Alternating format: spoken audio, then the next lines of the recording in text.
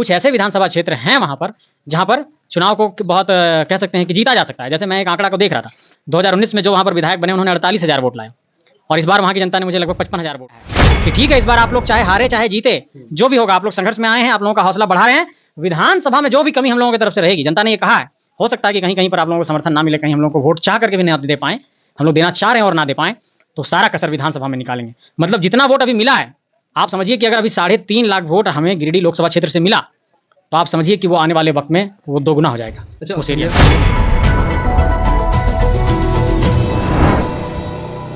साथ जेबीकेएसएस के केंद्रीय नेता संजय मेहता हैं और हजारीबाग लोकसभा के टक्कर वाले उम्मीदवार तीसरे स्थान पे जो हैं वो हैं। सबसे पहले आपका स्वागत है। बहुत आपके तमाम दर्शकों को भी झारखंडी जो हार है उनका भी मैं स्वागत करता हूँ। संजय जी, क्या कुछ वजह रहा आप लोग तीसरे नंबर पे हर जगह दिखे? झारखंड के जितने भी उम्मीदवार आप लोग उतारे गए थे जेबीकेएसएस से, सारे के सारे तीसरे नंबर पे लगभग थे। क्या वजह था और क्यों, मतलब इस तरह का आप लोग अगर यदि आपस में बैठक हुआ होगा तो क्या वजह, क्या सामने निकल के आया? देखिए, 2 बातें थी। पहली बात तो ये कि देश में जो 2 अलायंस का फोल्डर बना, एनडीए और इंडिया का, वो एक नेशनल नैरेटिव सेट हो गया कि इन 2 अलायंस के बीच में कोई तीसरा फ्रंट अपनी उपस्थिति दर्ज करा नहीं सकता। लेकिन चूंकि हम लोग 3 साल से मेहनत कर रहे थे और इसी 18 जून को हम लोगों ने औपचारिक ऐलान किया था 1 साल पहले बलियापुर में कि हम लोग आने वाले हैं चुनावी राजनीति में, तो 1 साल से कम समय में जनता ने जो हम लोगों का राजनीतिक सफर था उसका स्वागत किया। ठीक है, हम लोगों के आंदोलन का लगभग 3 साल होने चला है, लेकिन औपचारिक ऐलान चुनाव का हम लोगों ने जो किया था कि हम लोग चुनाव लड़ेंगे, उसका 1 साल हुआ। हम लोगों ने ये आकलन किया कि हम लोगों के पास जो संसाधनों का अभाव रहा, जो पोलिंग स्टेशन पर हमारे कार्यकर्ता नहीं बैठ पाए, जो हमारा प्रचार का अभियान बहुत जोर शोर से नहीं चल पाया। अब जैसे क्या है कि बहुत सारे कोलेट्रल्स हैं, पैम्पलेट्स हैं, डिस्ट्रीब्यूशन है, वो सारी चीज़ें हम लोगों की तरफ से नहीं हो पाई। हमारा प्रचार प्रसार, मीडिया, सूचना तंत्र, इन सभी चीज़ों में हम लोग थोड़ा कमज़ोर रहे हैं। और चूंकि उन लोगों के पास तो संसाधनों का एकदम कहिए कि अथाह भंडार है, तो उन लोगों के सामने हम लोग थोड़ा संसाधनों के मामले में चोट खा गए हैं। विचारों के मामले में हम लोग आगे रहे, इसलिए बिना किसी बहुत बड़े पैसे और पूंजी के भी हम लोग इतने बड़े नंबर्स में वोट्स लेकर के आए हैं। अच्छा, 1.5 लाख के आसपास वोट आप लोगों के आपके आए, तो ऐसे में मतलब क्या लगता था कि मतलब इससे ज़्यादा आता, या फिर आप लोग जीत को लेकर के आगे बढ़े थे? मन में क्या ठाने थे कि इतना वोट आ सकता था? 2 साल आंदोलन करने के बाद लगता था कि इतना वोट आ पाएगा? सच पूछिए तो हम लोग जीत की उम्मीद से गए थे मैदान में। जो रिस्पांस था जनता का, जनता जो प्यार दे रही थी और एक अलग तरीके का पूरा माहौल था, मतलब पूरे झारखंड की जनता ने एक तरीके से एकदम गोद में उठा करके हम लोगों को इलेक्शन लड़ाया। आप विश्वास करिए, हम जैसे साधारण लोगों के पास क्या था, हम लोग तो पढ़ाई लिखाई कर रहे थे। आप सोचिए कि इन संघर्ष करने वाले लड़कों को लोगों ने खाना दिया, पानी दिया, सिक्के दिए, गुल्लक दिया, पैसे दिए, गाड़ी दिया, डीजल दिया, पेट्रोल दिया, उन्होंने प्रचार की गाड़ियां बना दी, तमाम तरह की सारी चीज़ें जनता ने की। पहली बार मुझे ऐसा लगता है कि देश के राजनीतिक इतिहास में कई सारे आंदोलन हुए, कई पॉलिटिकल पार्टियां बनी, जनता ने कई जगहों पर सहयोग किया है। ये सहयोग अद्भुत था। मैंने कुछ दिनों पहले एक मीडिया के बाइट्स में ही बताया था कि इलेक्शन कैंपेन के दौरान जब मुझे भूख लगी तो गांव की एक महिला मेरे दरवाजे तक, मतलब गाड़ी के दरवाजे तक खाना लेकर के आ गई कि आप खाना खा लीजिए। ये प्यार मुझे लगता है कि विरले ही मिलता है।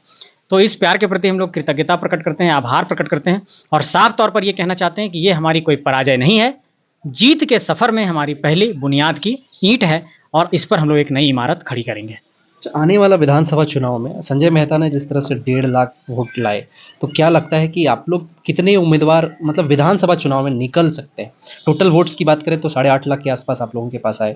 ऐसे में क्या लगता है कितने मतलब विधायक आप लोग चुन करके विधानसभा तक पहुंच सकते हैं? क्योंकि लोकसभा तो समाप्त हो गया, तो विधानसभा। देखिए, हम लोगों की कोशिश तो ये रहेगी कि बहुमत में हम लोग आएँ और एक तरफा सरकार बनाएं।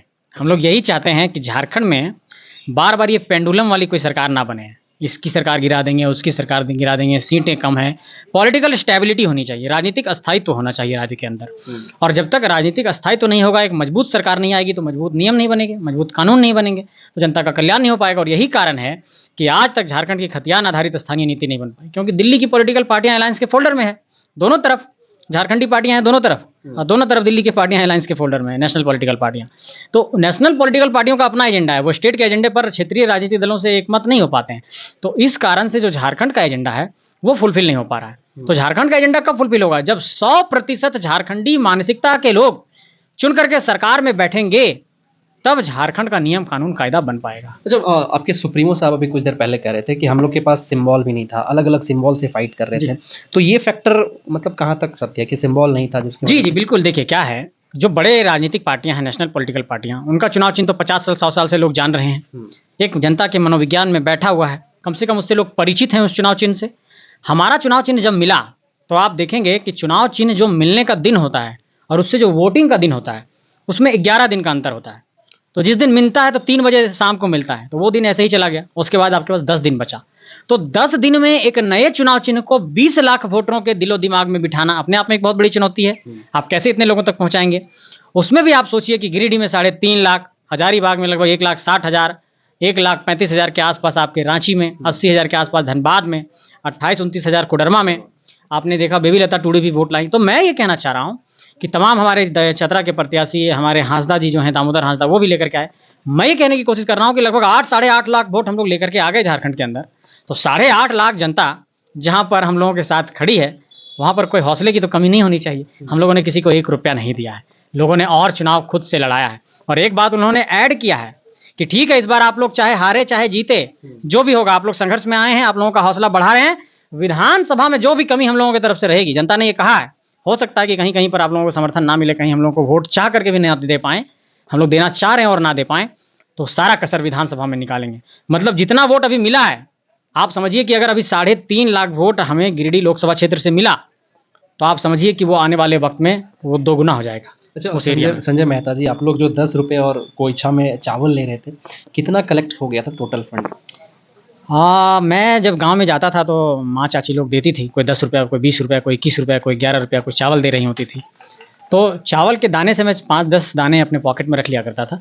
उस चावल को फिर वहीं छोड़ देता था, आशीर्वाद के तौर पर ले लेता था। और जो पैसे मिले थे, मुझे 10,600 रुपये मिले पूरे, 10-20 रुपये करके। उसे मैंने अभी भी रखा हुआ है। मैंने सोचा था कि जीत होगी तो उससे प्रसाद खरीदेंगे, जीत नहीं हुई, अब वो रखा हुआ, उसको मैं भी कहीं वापस अब फिर डोनेट उसको कर दूंगा। विधानसभा चुनाव में नहीं यूज़ करेंगे उसको? देखिए, आपने अच्छा एक आइडिया दिया है। अगर विधानसभा चुनाव के दौरान उसका कुछ सहयोग लेना होगा तो उससे करेंगे। अच्छा, संजय मेहता क्या दिमाग में सोच रहे हैं? कौन से विधानसभा, हजारीबाग लोकसभा के अंदर जो आता है, कौन से विधानसभा से आप चुनाव लड़ सकते मैं हैं? एक चीज़ जो महसूस कर पा रहा हूँ कि संगठन को मजबूत करने की बहुत ज़्यादा ज़रूरत है। चुनाव तो ठीक है, चुनाव लड़ना नहीं लड़ना संगठन के एक सामूहिक निर्णय पर डिपेंड करता है, और हम लोग सब कुछ कार्यकर्ताओं से अब बैठ करके ही निर्णय लेंगे। आमतौर पर क्या होता है कि नेता निर्णय ले लिया और कार्यकर्ता को लगा दिए। हम लोग इसके उलट जाना चाहते हैं। कार्यकर्ताओं से हम लोग पहले पूछेंगे, कार्यकर्ताओं से पहले समझेंगे कि आप क्या कहते हैं। कार्यकर्ता जो कहेंगे उसकी बुनियाद पर हम लोग आगे बढ़ेंगे। निश्चित तौर पर हम लोगों ने हजारीबाग लोकसभा क्षेत्र में अच्छा परफॉर्म किया है, और कुछ ऐसे विधानसभा क्षेत्र हैं वहाँ पर जहाँ पर चुनाव को बहुत कह सकते हैं कि जीता जा सकता है। जैसे मैं एक आंकड़ा को देख रहा था, 2019 में जो वहाँ पर विधायक बने उन्होंने 48,000 वोट लाया, और इस बार वहाँ की जनता ने मुझे लगभग 55,000 वोट दिए हैं। तो आप अगर विधानसभा के अनुपात में उसको देखें तो एक विधायक को टक्कर देने लायक वोट है उस इलाके में। रामगढ़ में भी काफ़ी अच्छा वोट मिला है, बड़कागांव में भी काफ़ी अच्छा वोट मिला है। तो जिन इलाकों में बेहतर जनता का रिस्पांस मिला है, वहाँ से हमारे विधायक जीत सकते हैं। तो संगठन में हम लोग पहले निर्णय लेंगे कि कौन हमारे प्रत्याशी होने चाहिए, किसको लड़ाया जाए, और उसके बाद फिर हम लोग चुनावी रण क्षेत्र में उतरेंगे और एक बहुत बड़ी चुनौती फिर से पेश करेंगे। एक अंतिम सवाल है, और ये सवाल तमाम लोगों का है, विपक्ष का है। लोग आप लोगों के ऊपर आरोप लगाते हैं कि संजय मेहता जी जो हैं वो मनीष जायसवाल से डील हुआ है उनकी। जयराम महतो के ऊपर आरोप लगता है कि बीजेपी के जो ढुलू महतो हैं उनसे डील हुआ है। अलग अलग लोगों के ऊपर आरोप लगता है, इस आरोप को खंडन करना चाहेंगे? इन आरोपों में देखिए क्या होता है, मैं आपको बता रहा हूँ। जब कोई गरीब का बच्चा, कोई साधारण परिवार का बच्चा जब राजनीति में कदम रखता है, और खासकर वैसे आप इसको ऐसे आकलन देखिए, प्रधानमंत्री, मुख्यमंत्री, बड़े-बड़े हेलीकॉप्टर्स, करोड़पति, अरबपति, 2 बार के एमएलए, 3 बार के एमएलए, एक्स एमपी, मिनिस्टर, गृह मंत्री, रक्षा मंत्री, ऐसे लोगों के बीच में आपकी चर्चा हो रही है, और आप अपना एग्जिस्टेंस बरकरार रखे हुए हैं बिना किसी पूंजी के, बिना किसी पैसे के, बिना किसी बाहुबल के। तो लोगों को एक तरीके से खलबली मचती है, उनकी चूलें हिलती हैं। और ऐसे लोग जो इस तरह की खबरों को प्लांट करते हैं, वो चाहते हैं कि हम लोग धराशायी हो जाएं, गिर जाएं, हमारा हौसला कमज़ोर हो जाए, हमें डिफेम किया जाए, हमें बदनाम किया जाए, ताकि हम लोग जो हैं सो कमज़ोर हो जाएंगे। तो इस तरह की चीज़ें, इस तरह की खबरें प्लांट करके एक तरीके से हम लोगों को कमज़ोर करने के षड्यंत्र और साजिशें की जाती हैं। लेकिन कहा जाता है कि जब आपका इंटेंशन प्योर होता है, जब आप बिल्कुल साफ हृदय से कोई काम करने जाते हैं, तो निश्चित तौर पर आपको सफलता मिलती है। और मैं आपके तमाम दर्शकों को ये कहना चाहता हूँ, मुझे भी कभी-कभी लगता है कि पता नहीं क्या ऐसा ताकत था। आप विश्वास नहीं करेंगे कि हम लोग इतने प्योर हर्ट से इलेक्शन कैंपेन में थे। मैं आपको बताता हूँ कि 9 दिनों तक मैं बेड पे नहीं सोया। सीट को पुश बैक करके गाड़ी में सोता था, सुबह 6 बजे से निकलता था और फिर सुबह के 6 बज जाते थे कैंपेन में ही। तो इस तरह से, और जहाँ पर सुबह हुई वहीं पर किसी कार्यकर्ता के घर में फ्रेश हुआ, वहीं पर फिर से ब्रेकफास्ट वास्ट किया, फिर वहीं से कैंपेन शुरू हो गया। तो हम लोगों ने अपने मेहनत और संघर्ष के बुनियाद पर जो कुछ भी हासिल किया है, इसमें किसी का कोई हाथ नहीं है। एक बात को साफ तौर पर ये कहना चाहूँगा कि हमारी ये जिद है कि झारखंड में राजनीतिक तौर पर एक यहाँ पर नया सृजन हो, और झारखंड और झारखंडी मुद्दों की बात मुखरता से हो, और झारखंडी समस्याओं का समाधान हो। यही हमारी जिद है। इस जिद को लेकर हम लोग काम करते रहेंगे। एक सवाल है, हजारीबाग के लोगों का सवाल है। अभी अमन कुमार हिंदुत्व करके एक व्यक्ति है, जो एक रामनवमी की शोभा यात्रा निकाला जाता था, तो उसको लेकर के महोदी में बेन था, तो वो लगातार उस चीज़ को लेकर के आंदोलन करते थे। ऐसे में वो अभी गिरफ्तार है, उनके लिए कुछ कहेंगे क्या संजय मेहता जी? देखिए, मैं साफ तौर पर आपको ये कहना चाहूँगा, कानून की अपनी एक कानूनी प्रक्रिया है, और इस देश में जो हमारा मतलब कहते हैं कि रिलीजियस प्रैक्टिस का जो अधिकार है, वो सबका है। मैं ये कहना चाहता हूँ कि अगर कुछ गलत हुआ है तो उनकी रिहाई होनी चाहिए, और अगर उन्होंने देखिए क्या है कि कानून पर सबको विश्वास रखना चाहिए। जब मीडिया ट्रायल से कुछ नहीं होगा, कानून में जब ट्रायल होता है तो वहाँ सारी चीज़ें सामने आ जाती हैं।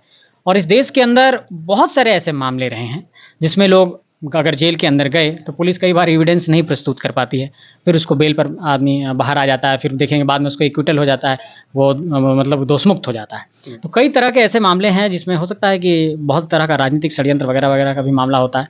मैं यही कहना चाहूँगा कि अगर कुछ गलत हुआ है किसी के साथ, कानून क्या कहता है कि एक भी दोषी बचना नहीं चाहिए और एक भी निर्दोष फंसना नहीं चाहिए। मैं इस मामले में यही कहना चाहूँगा कि अगर जिनका आपने नाम लिया, अगर वो दोषी हैं तो कानून उन पर काम करे, अगर वो निर्दोष हैं तो उन पर कोई भी कार्रवाई नहीं होनी चाहिए। चलिए, बहुत धन्यवाद। बाकी आप सुन रहे थे ऊर्जावान युवावान संजय मेहता जी को। अपनी प्रतिक्रिया हमें जरूर दें। बहुत धन्यवाद। जोहार, जय हिंद।